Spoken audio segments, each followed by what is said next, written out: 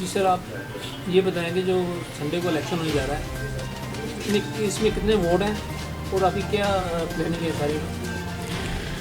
وینرز housing scheme کے جو رہائشی ہیں ان کی ویلفیئر سوسائٹی کے الیکشن ہونے جا رہے ہیں سنڈے کو 3 تاریخ کو.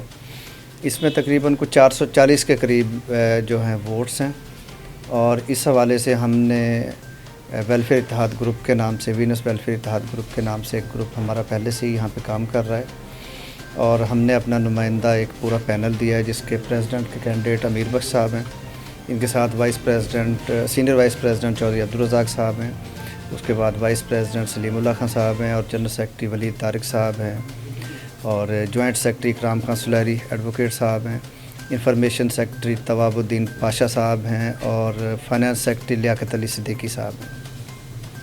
ہم نے کوشش کی ہے کہ مختلف سیگمنٹس آف جو ہماری یہاں وینس میں لوگ رہ رہے ہیں ان میں سے ایسے لوگوں کو دیں جو خدمت کر سکیں، چونکہ یہاں پہ جو پچھلا ٹینیور گزرا ہے، ایک تو وہ 3 سال کا ہوتا ہے لیگلی، تو وہ انلیگلی 5 سال تک الیکشن نہیں ہوا.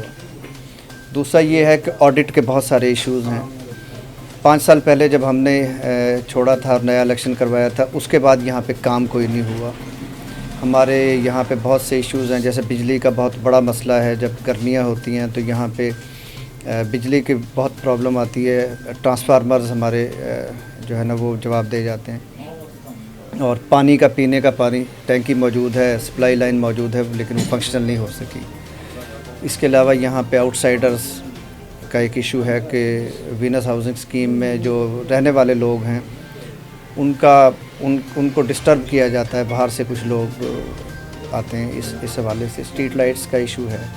چونکہ پرائیویٹ ہاؤسنگ اسکیم ہے تو پبلک ایکسچیکر سے تو یہاں پہ ہو کچھ نہیں سکتا، اور یہ وہ پہلی اسکیم ہے جس کو ایل ڈی اے نے ٹیک اوور کیا تھا جب سے ایل ڈی اے بنا ہے. ایل ڈی اے نے پھر یہاں پہ ہمارے ٹینیور میں ڈیولپمنٹ ساری کروائی، لیکن ہوا یہ کہ وہ جو ڈیولپمنٹ کا ایک تسلسل تھا وہ 5 سال میں بالکل رک گیا. تو اب پھر سارے دوستوں نے اکٹھے ہو کے ان دوستوں کو، امیر بخش صاحب کو اور دوستوں کو موٹیویٹ کیا ہے کہ آپ لوگ کنٹیسٹ کریں الیکشن، تاکہ یہاں پہ رہنے والوں کے لیے جو سہولتیں ہم دینا چاہتے تھے اور جس کی ابتدا ہم نے کر دی تھی، اور وہ جو ڈسکنیکٹ ہو گیا کام، اس کو آگے لے کے چلیں.